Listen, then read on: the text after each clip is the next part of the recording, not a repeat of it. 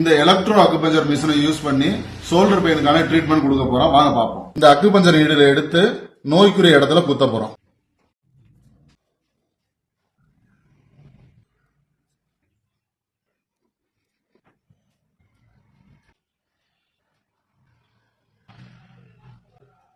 இந்த பின்னை acupuncture நீடில connect பண்ண போறோம்.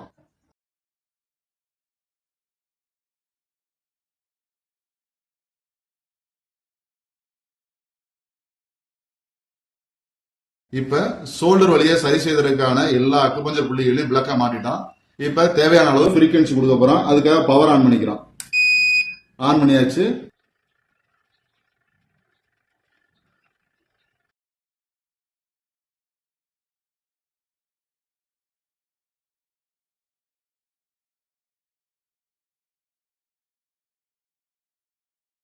இப்ப ட்ரீட்மெண்ட் முடிஞ்சிச்சு. இந்த நீடில ரிமூவ் பண்றோம்.